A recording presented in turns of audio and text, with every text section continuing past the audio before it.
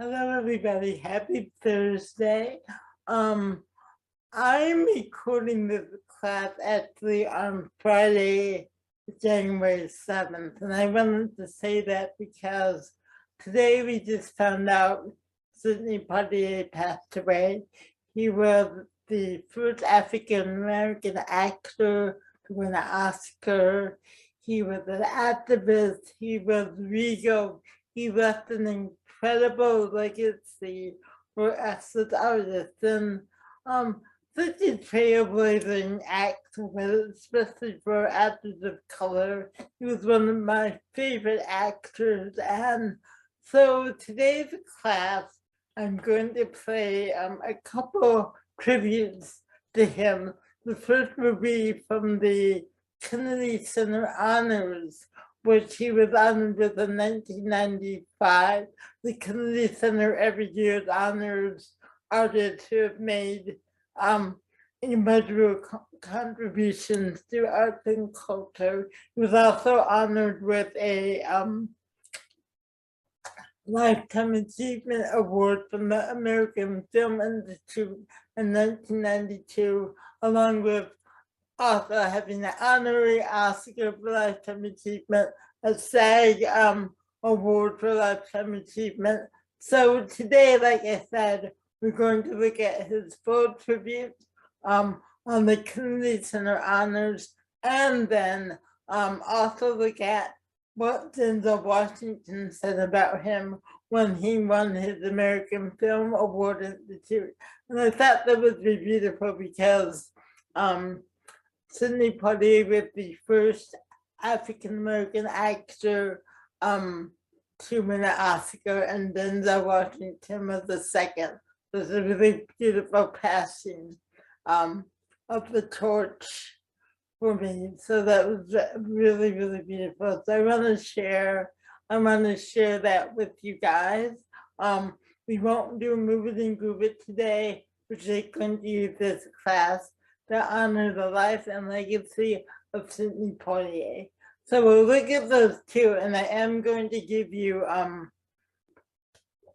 the character challenge after we look at these two clips. Ladies and gentlemen, the 1992 Kennedy Center honoree, Paul Newman.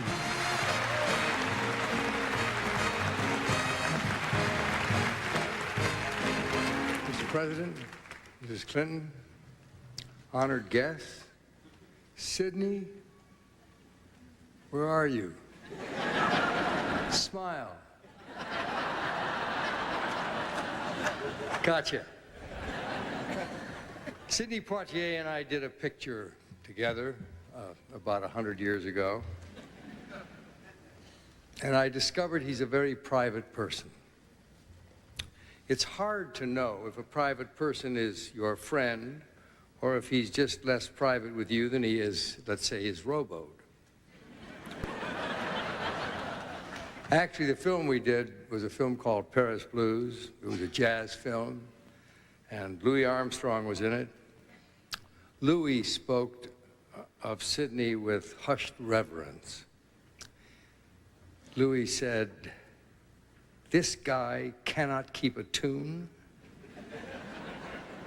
He cannot find the beat. He cannot finger the saxophone, but look at him, he sure fools me."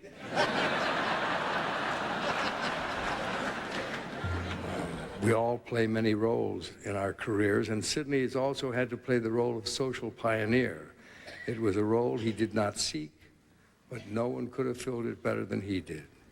It's hard to believe that it's been 50 years since he's been on the stage, but his work since then has been a pilgrimage of startling grace. He has not only made films, he has changed the face of film itself. Of course, in all of these years, he has not learned how to play the saxophone. And if Louis Armstrong couldn't do it, I don't think even you could, Mr. President.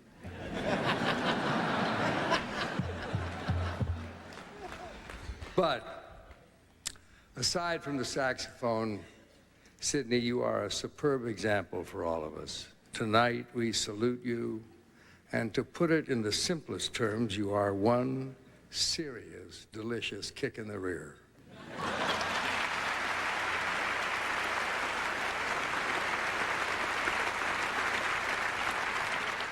Well, you're pretty sure of yourself, ain't you, Virgil? Virgil, that's a funny name for a nigger boy that comes from Philadelphia. What do they call you up there? They call me Mr. Tibbs. Cat Island, Bahamas. It was home. No electricity, no running water, and an 8-mile hike to the tomato fields the family farmed. He was the youngest of Reginald and Evelyn Poitier's 8 children. Loose-limbed, good-looking, and an inch away from trouble. His parents sent him to live with a brother in Miami.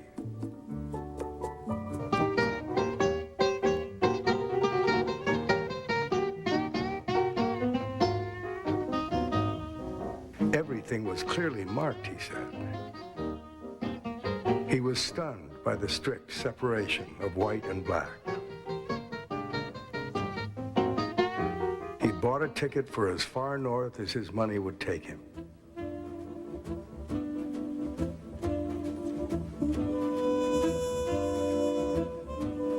He arrived in New York with the clothes on his back.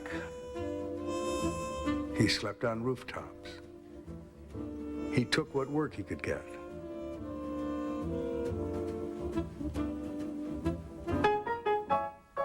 Then an ad caught his eye. Acting, he thought. Well, it couldn't pay less than washing dishes. The director of the American Negro Theater was aghast. You can barely read. Your accent is impossible. You're wasting my time. He bought a radio and for 6 months listened and listened, studying voices and polishing his speech.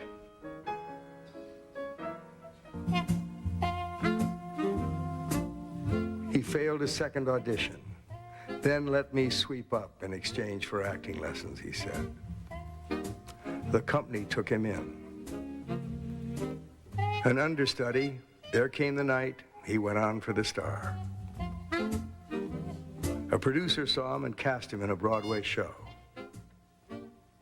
The part was small.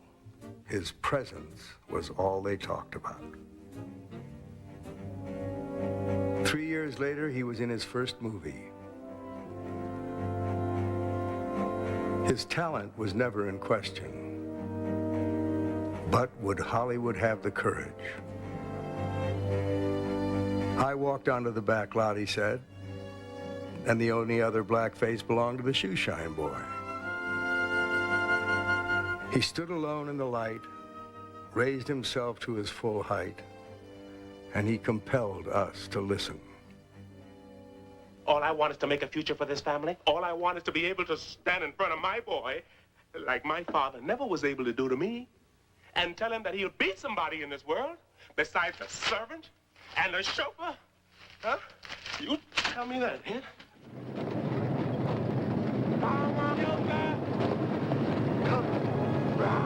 In one groundbreaking performance after the next, he closed the distance and stepped firmly into movie stardom. The first black actor to carry a film. The first black actor to win the Oscar in a leading role. I'm a Baptist. I don't go to Mass. We go. Well, how'd you get there before I came along? We walk every Sunday, now we got you. Now, damn it! You ain't got me. Good night, Schmidt. Now, get that very straight. Schlafen Sie wohl. And cut that out. Bless you, Schmidt. He made his boldest strokes with the fewest words. In the meanwhile, you just killed yourself a white man, just about the most important white man we got around here, and picked yourself up $200. I earned that money 10 hours a day, 7 days a week. Colored can't earn that kind of money, boy. Hell, that's more than I make in a month. Now, where did you earn it? I'm a police officer. He left no doubt in the roles he chose and the words he spoke, exactly where he stood. Dad. Dad. You're my father.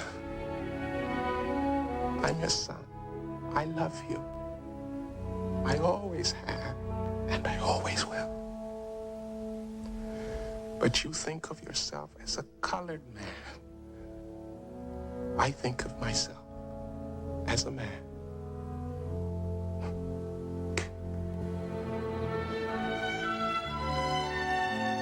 Whether behind the camera or in front of it, it was not movies he was making, it was milestones.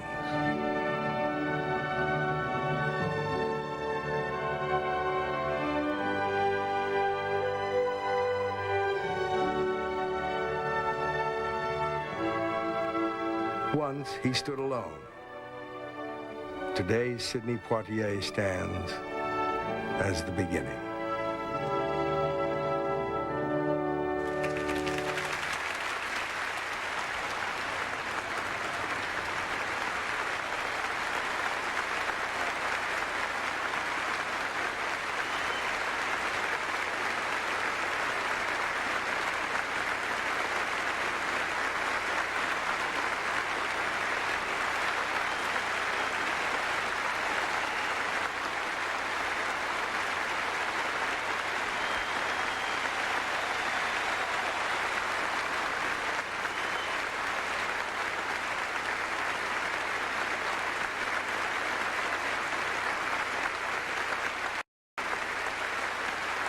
Ladies and gentlemen, Louis Gossett Jr.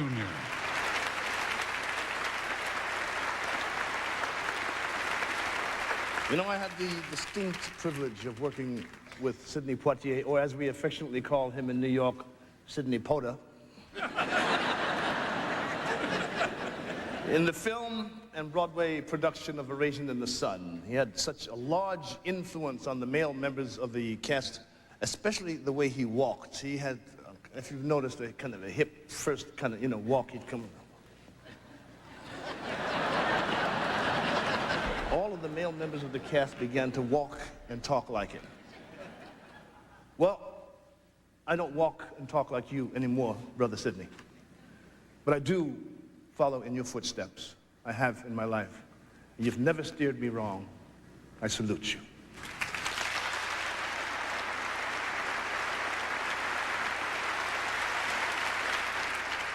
There is another generation of young people here that want to salute you too with a song that I think that you might recognize.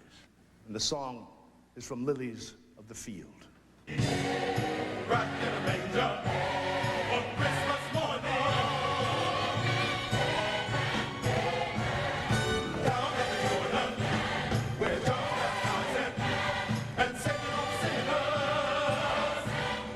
See him at the seaside, talking with the fishermen and making the disciples. Marching in Jerusalem, over palm branches.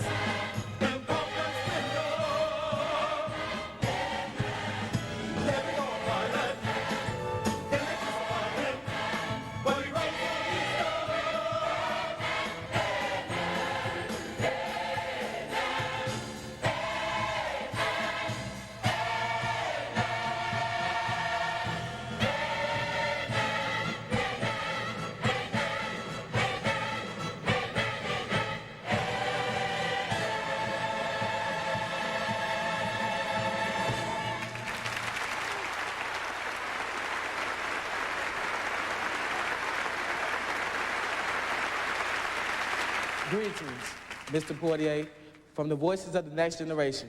You have been an inspiration as well as a great role model to each and every one of us, and we'd like to congratulate you on your Kennedy Center honor. Thank you.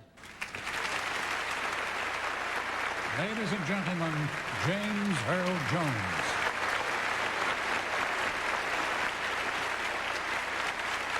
Sidney established the height to which we actors must go. He brought an extreme integrity to his career and to his place in society. And once he set the height, he left it for us who followed to establish the breadth, especially African-American actors. So whatever the rest of us do, It will always be true that Sidney proves the ideal. So Sidney, much of what I am as an actor, I owe to you. Thank you, Sidney, for all of us. There's a simple song that Sidney Poitier learned as a child on Cat Island. The two words of the title describe the man we honor tonight. Ladies and gentlemen, to sing that song, Miss Jessie Norman.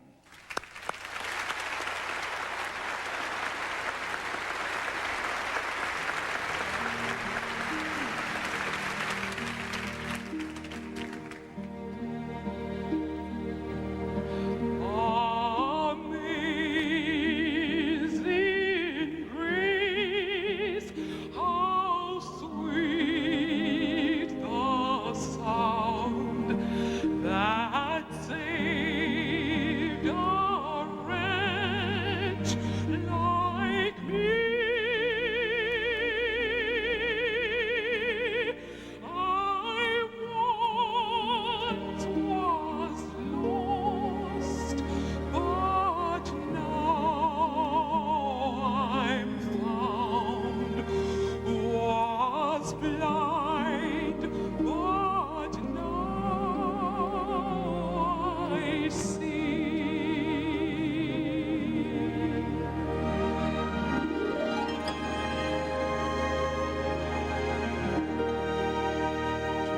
was grace that taught my heart to fear, and grace my fears relieved. How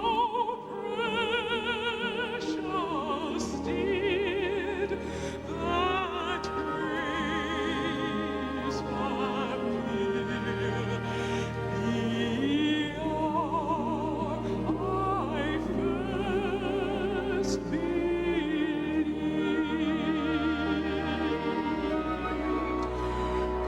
Through many dangers, toils, and snares, I have already come.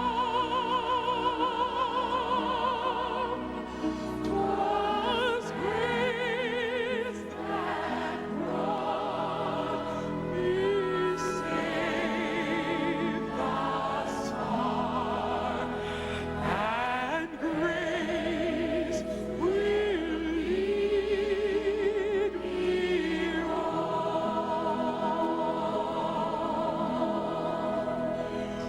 When we've been there 10,000 years, bright shining as the sun, with no less days to sing God's praise than when we first begun.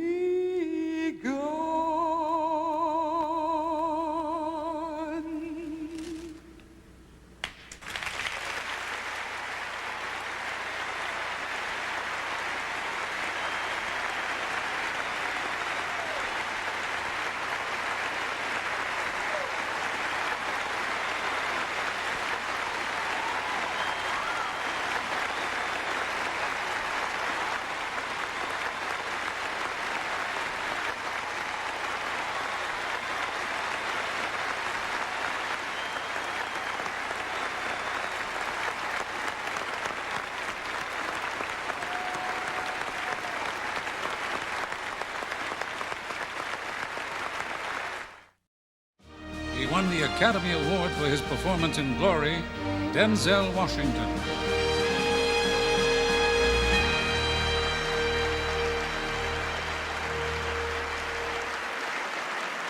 Thank you.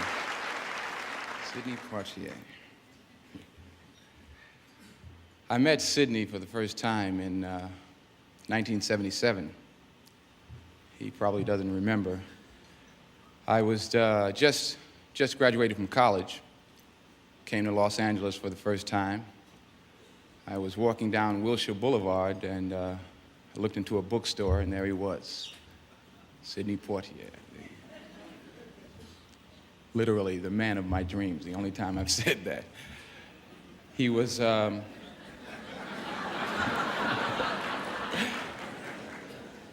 meant everything to me. I mean, he was a positive example of elegance and good taste. He was a source of pride for millions of African Americans. He was a great movie star that was appreciated by millions of people all around the world. So I took a deep breath, I walked through the door, and for the next 10 minutes I snuck around, hiding behind books and magazines, acting like I was going to buy something. I didn't have any money, but finally I snuck up close enough to him where I was breathing on him. And he turned around and he said, "You're breathing on me." No, he turned around and turned around and said, "How are you?" I said, I'm Denzel Washington. You don't know me. I haven't done anything." But he was very kind to me, and I felt at that point we were friends. So I did what any friend would do, any actor would do. I took out my picture and resume, started begging for a job. But he was very patient with me. He was very kind to me, and he didn't give me a job. In fact, Sidney, you've never given me a job. I wanted to talk to you about that. But he did something that was much more important. He gave me his time, his advice, and I can honestly say that the reason I'm up here today is because of Sidney Poitier, because of the time he gave me, the advice he gave me, the example he provided for me and many other African-American actors. I love you, I respect you, I imitate you. God bless you.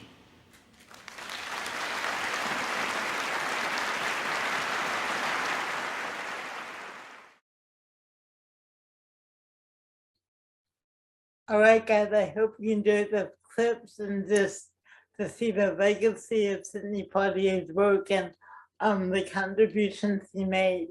For our challenge this week, I want to know what inspired you about that clip.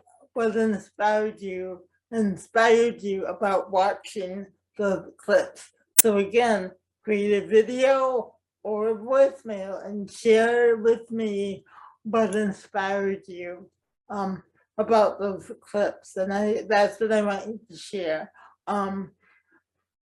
Just how it can share how it made you feel, what it was like just to listen to his legacy and what people thought about him. So how did that inspire you?